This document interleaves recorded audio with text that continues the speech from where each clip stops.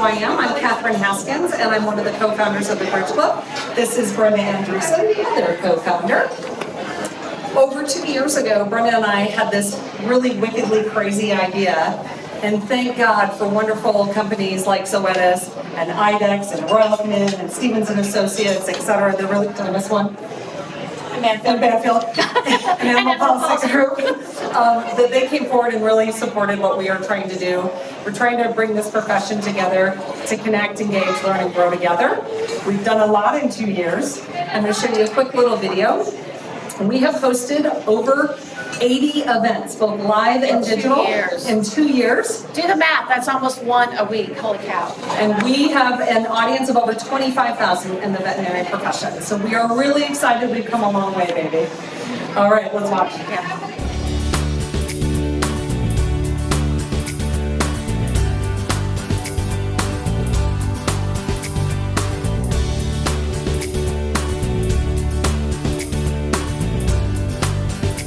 Good morning and happy Friday, dear partner. Happy Friday, Catherine. Woo! Cheers, my goodness. When we raise a glass together, when we start a conversation by including all of you in what we're doing, it actually connects you to what we're talking about. And the data does show that people will pay attention longer and they will actually remember things longer when they've done a little small engagement at the very start of a conversation. So we thought that was very important to us because what we do is for you, not necessarily for us. Absolutely. So at your next event, we highly encourage you to start your event with a toast. Cheers. Cheers. With all the thought leaders in the profession said this is a great time to be in veterinary medicine. They are so excited and so optimistic about the future. So I want to toast to the future of our profession. This is a great place to be. Nothing but blue skies ahead of us. So cheers. Cheers, everyone. Cheers. Cheers. Here, here. Oh my God. Are you tired? I'm Because we're tired. Do you know where we are? We are at, where are we? We're at Fetch, Kansas City. We are in Washington, D.C., and we have just finished up an amazing week at the AVMA, and we are taking a few moments to ourselves.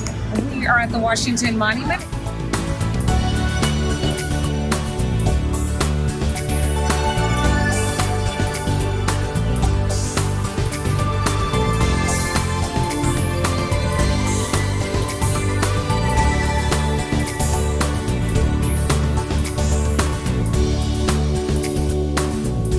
Like, hey, wait a second. I thought I was seeing you guys in a bar. What are you doing over there at Zoetis?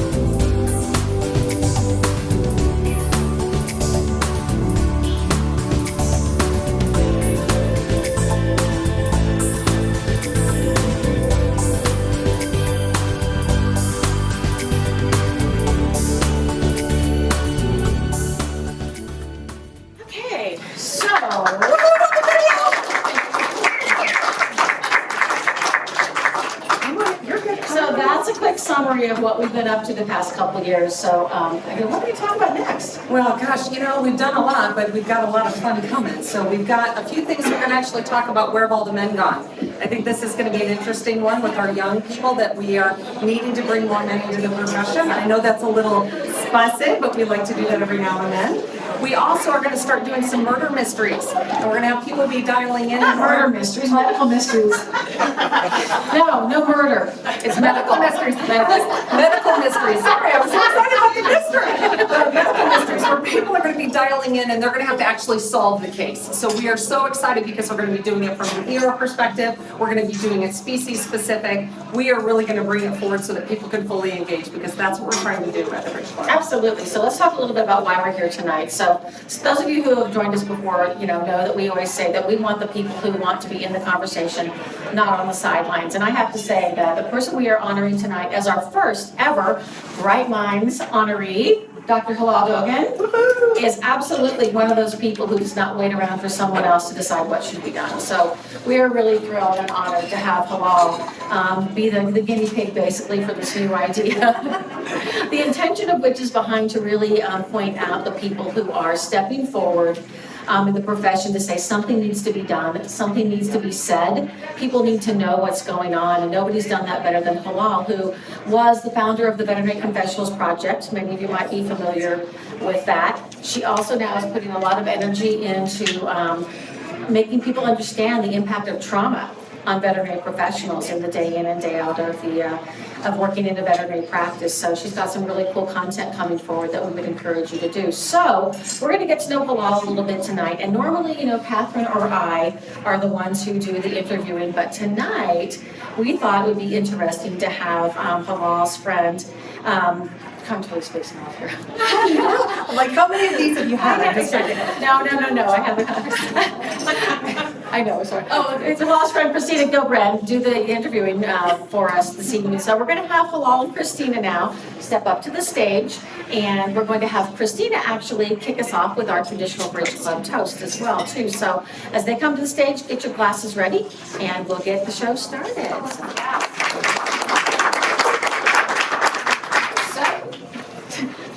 Thank you. Hi, I'm Kristina. Thank you to the Bridge Club for hosting this Bright Minds honoree event. I met Hilal when she started working for my company as a relief vet, and quickly after we became friends, but she started taking shifts with clinics, and it was really clear that she was not only an exceptional doctor, but she also had an ability to create community, which is what the Bridge Club is all about. Everywhere she went, her generosity and desire to help others was inspiring. And she's an amazing person, and I'm honored to be here with her here tonight. So let's please raise a glass, toast, and get the evening started. Cheers.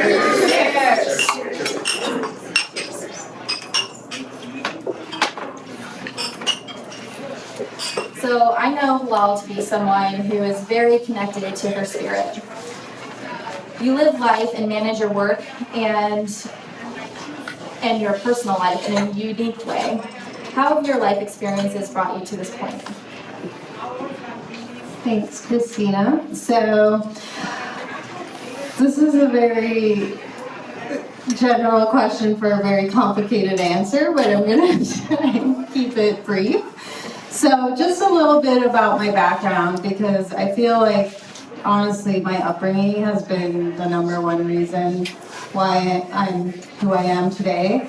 My great-grandfather was actually a veterinarian and a doctor, and he came from Azerbaijan during the time of the Ottoman Empire. So has anyone watched any of the Netflix series on the empires? No? Yes? Have you watched the Ottoman Empire one? Yeah, someone has over there. So anyway, if you do read a little bit about it, it's a very powerful empire during its time. And they came over to Turkey when my grandfather was little, and my grandfather pretty much raised me in the sense of basically encouraging me to go to vet school and pursuing my dream of becoming a veterinarian. And he was actually an OBGYN as well.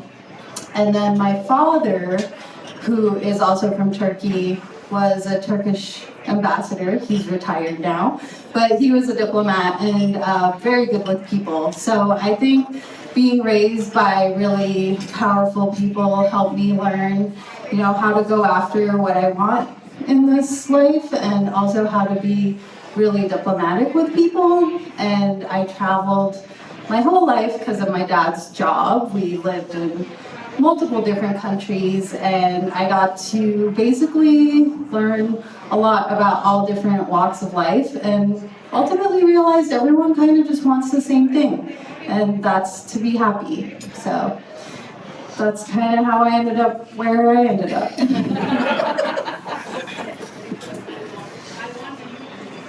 You created the Veterinary Confessionals project when you were still in vet school. What was your motivation for starting that project?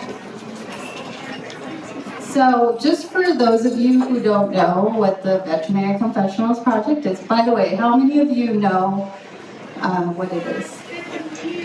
Okay, so probably like half the room. Great, that's exciting.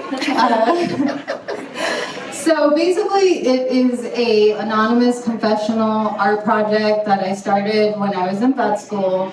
And the reason I started it was because I just felt like there wasn't really a way that the university was connecting with us. I felt like they would try and talk to us about mental health issues in the profession, but we were so excited to get into vet school to begin with. We just were like, what's going on? Like, why are you guys telling us not to kill ourselves? Like, we're confused.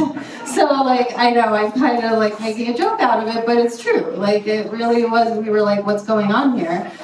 Because I understand like they were trying to just like hit us really early with this stuff, and they were like, you guys need to like, you know, care about your mental health and like do all these things. But everyone in my class and like other classes would just complain all the time about how these mental health classes are a waste of time, and that they just didn't really feel like it was worth it. But I really felt like there was a lot of value in what they were saying. I just thought that they were kind of missing a way of connecting with the students. And I had been following this project called Post Secret for the past 10 years and realized like, oh, actually like this project is very similar. It's an anonymous kind of art project, confessional, where people can submit like their secrets and other people can read it, and it allows people like a way to connect with each other, a way to feel like you're not alone, and it builds community. So I approached the dean of the vet school, and I went to vet school at Massey University in New Zealand,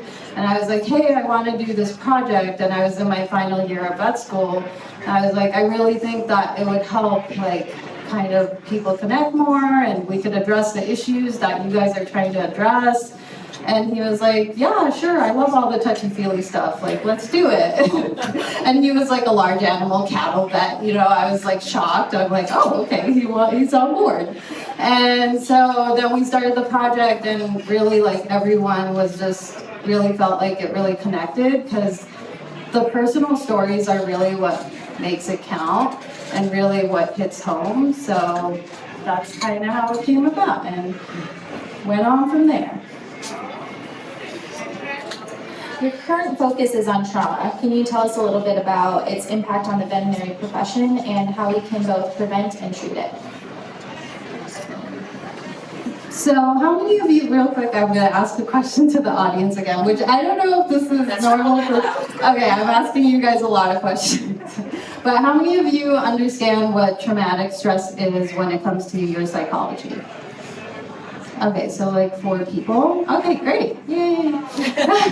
Nobody does. So basically, when I first learned about traumatic stress, I was kind of researching compassion fatigue, and like, I was just really confused about what it actually meant, because I felt like everyone was like, oh, burnout, compassion fatigue, like, oh, it's a problem. And like, I just was really confused. I'm like, I don't understand exactly what this is. And so I did more research just on my own, and I found out that compassion fatigue is actually known as secondary traumatic stress syndrome. And James Figley was the first person to identify it that way. So then when I found that, I was like, okay, what is secondary traumatic stress? And so then that led me to just finding information about traumatic stress in general. And so basically, like, I'm not gonna get into the whole definition in the DSM, which is the Diagnostic Statistical Manual of Mental Health Disorders that psychologists use, because I don't have time to get into the full explanation. But basically, traumatic stress is an experience that you have that basically can cause extreme helplessness, horror, or fear that can be a direct threat to your life or your integrity or your sense of self, but it can also be observed. So that's where the secondary part comes in, and the effects are still the same. So if you want more information on, I've written like 20 articles right now for DVM 360 because it's such a complex topic. But basically what I came to realize was that traumatic stress happens to us every day in our daily lives, regardless, like just being human. And actually in the veterinary profession, we experience it much more than someone who is not in the helping or healthcare profession. So my mission was to basically like spread more information about how traumatic stress affects us and how it's actually like the root of the problem. Not like I'm saying it's the only cause of compassion fatigue or burnout, but it is one of the root problems of like why we end up burning out. So, or having compassion fatigue and feeling like the after effects of like depression, suicidal thoughts, like substance abuse, those kind of things can actually be a result of post-traumatic stress disorder, if it's primary trauma, or secondary traumatic stress disorder, also known as compassion fatigue if it's secondary trauma. So once I kind of realized all these things and how it was like pretty well documented in human medicine, but just like not well documented in veterinary medicine, my mission was to like, we need to get this documented. Like we need articles, we need research, like we need to like make this known because we can then implement plans to protect ourselves, because ultimately like our job involves trauma. And like we're gonna have, our jobs are hard. Like I do 80% emergency clinical work right now, and I love it. And thanks to Kristina's company, like I have the ability to do relief, so I can like take time off when I need time off, or like I can work overnights and then take like 4 days off and make sure I get like my rest or whatever. I've learned like how to balance it where I know like I'm replenishing my reserves that I need to like be able to show up to work again and give like my 100% every single day. And like my understanding of trauma around my profession has helped me like have an action plan in place. And like my goal is to try and help others like find that as well. So I hope that answers your question. I know I didn't even take a breath or stop. Just like, whoa. Okay, here you go. You did great. We all learned something, I think. And the last question we have for you is, as the first Bright Minds honoree, what does Bright Minds mean to you?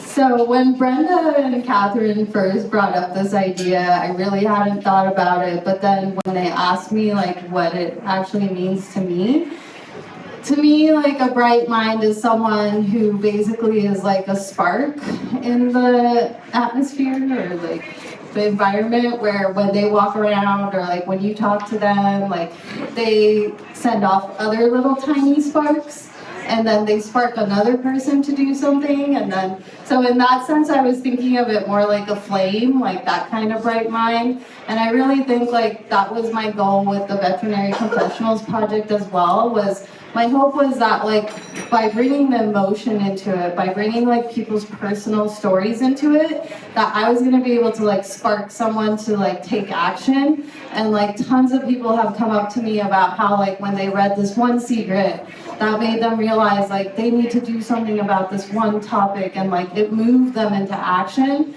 So that's the way I see like a bright mind, as someone who gives other people sparks like to also be bright minds.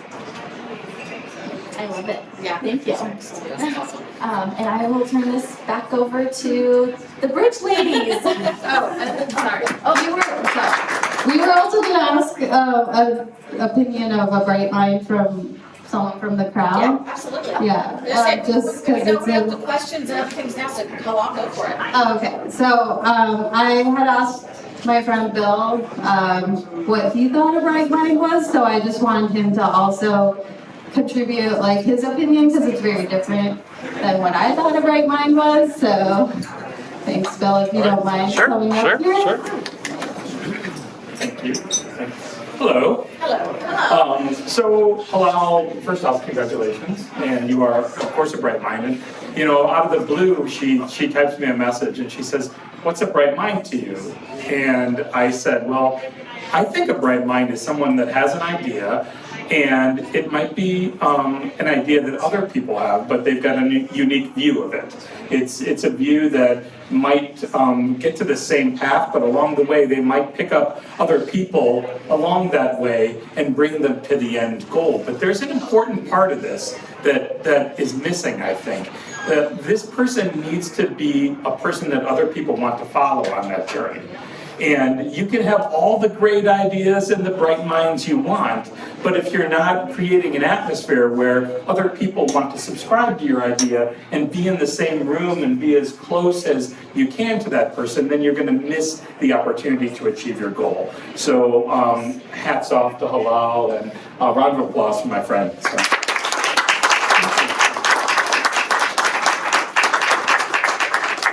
Thank you, Bill.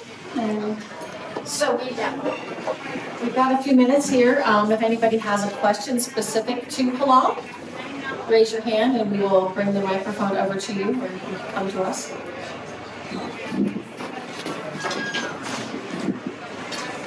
Hopefully it's simple. Is the Veterinary Confessionals still active Yes. on We're Facebook? mostly active on Instagram, yeah, and at conferences, but mostly Instagram.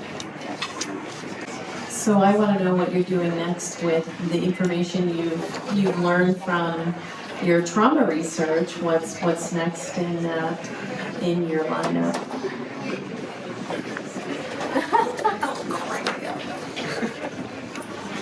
that's actually a really interesting question because I just like last weekend got a job offer to try and like spearhead the movement of a well-being program for a veterinary emergency company, and it's kind of like my dream to try and do something like that. I didn't think that I would see it happen in my lifetime.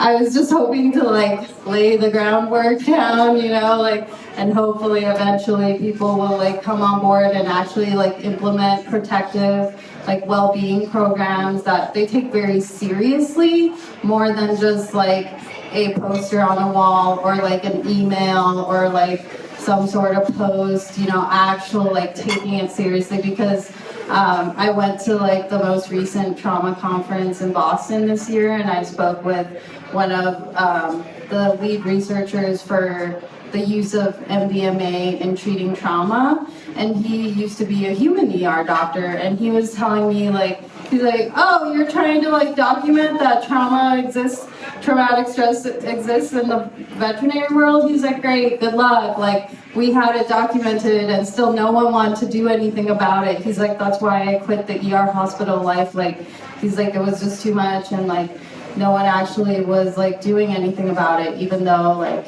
there were tons of books about it. So, yeah. So I want to change that, hopefully, in the vet world. Real quick, are there steps that practices can take to mitigate the trauma that is, you know, inherent in our industry? And what do you think those steps are? Yeah, so your question, I'm just going to repeat it so everyone can hear because you didn't have a microphone. That basically, like, are there steps that practices can take to mitigate the effects of traumatic stress in the profession, and what are those steps? What do they look like? And that is a complicated answer to a simple question, but yes, there's definitely steps, and like some of the lectures I've been giving, I try and like I use an outline from the Traumatology Institute that like implements standards for self-care and like how you can set up a self-care plan in your practice. And I try and like talk to people about like, look, like here's a skeleton of a program that like you can take just as an outline, and you can like make it into what you want to be. And some of it is like by creating SMART goals. Like SMART goals are, you know, specific, measurable. Okay, thank you. Yeah, because I was like, about SMART goals. I was like, oh crap, what was it again? I don't know what I'm talking about. But yeah, so SMART goals are having like accountability buddies, and then having like certain practices in place that actually like promote your well-being. So there's lots of different ways it can look like based on your profession. And this group that I was talking to was actually really interested, and they listened to all my lectures and read all my articles, like, and they were like, yeah, like yes, all these things, like we need to do them. We need to be, like, they want to be known for that, like to be the first, like to actually implement it, because even in the human world, like no one's implementing those kind of plans effectively. So I really feel like in our industry, we can be the first and set the example. I hate to hijack the conversation, but this is of personal interest to me for various reasons. What do you think the tangible outcome for the practice would be if they implemented these wellness tactics? Like, what is the tangible result for the practice? Yeah, do you mean in terms of like financial or? Financial, productive, all of the above. I mean, don't you think?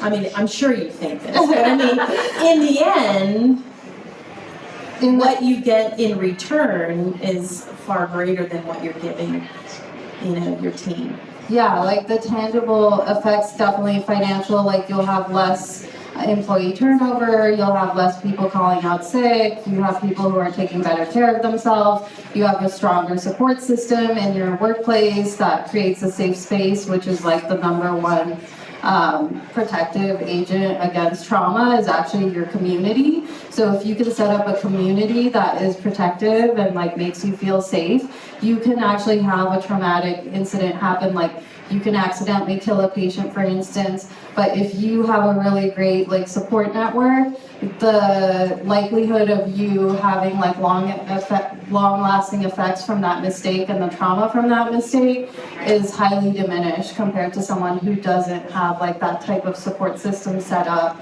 And it basically creates a outcome where people like love their jobs. Like work-life balance isn't just about like I'm gonna work less, because that's what work-life balance is, like more life, like less work, but actually creating an environment where you're like excited to go to work every day. Some days you might still have anxiety, like I am excited to go to work every day now because of like the balance that I found, thanks to, Kristina's company. But like there were days where I like didn't want to go to work before I like started doing relief, and now like my anxieties might be like more like, oh, am I going to be able to handle like any case that comes in, or like those kind of things, like more just like performance based and less so like, oh, because I'm just miserable kind of feeling. All right, so this is going to be the last question before we do our closing toast, and then everybody can feel free to hang out and ask Hilal questions up front and up close and personal after this. Okay. So thank you for all your work, first of all. I think we're all feeling inadequate about ourselves. So outside of introducing those of us in this room to these concepts, which were unfamiliar to me in these terms at least, is there one thing that you would ask those of us in this room to do that we could, kind of carry this forward, or that could help for the industry as industry people? Yeah, like you're asking one thing that you can do when you leave here today, for instance, is like what can you do to help the industry? I would say definitely like educating yourself on like the actual like what it means, because I don't have time to go into it right now, but like going on to dvm360.com and like just Google my name and type like trauma, and I've spent like years researching and writing this stuff, so I feel like I've made it so it's like easy to read and it shouldn't be like overwhelming or heavy. And I think like first and foremost it comes with like arming yourself with the knowledge, and then you can like know what actions to take from there. And it may even actually like help you in your own personal life. Like one of my moderators at one of the Fetch conferences was like, oh my gosh, all day I was like listening to your talks and being like, I don't have trauma, like I don't know what she's talking about. And then she's like, towards the end of the day, like it finally hit me, like she's like, oh shit, I have trauma. I'm like, oh my god, like the realization. So I think like some of the things can just be like so buried like and repressed that like I would just encourage you guys to like read what I wrote, not to like be like self-promoting, like read what I wrote and then you'll see kind of thing. But honestly, like that's where you need to start, and then once you fully like understand the basics, then you can move forward to see how that would work in your realm. So with that, we will do our closing toast. And Hilal, that's yours. Oh, mine? Oh. I was not prepared. No. So, I just want to say thank you all for coming today and for like being interested in this topic. I really appreciate like everyone taking the time. I know there's probably like a million other events you could be going to. And I also just want to point out, like, I want to make a toast to the fruit. Is it a fruit? Lime? Yes.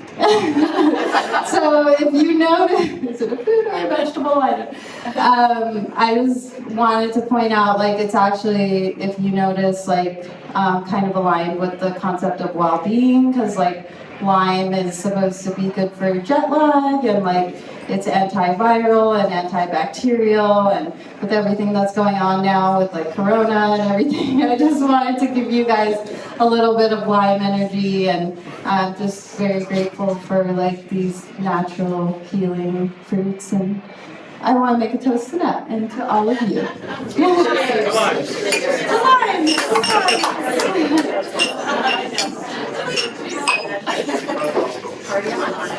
All right, so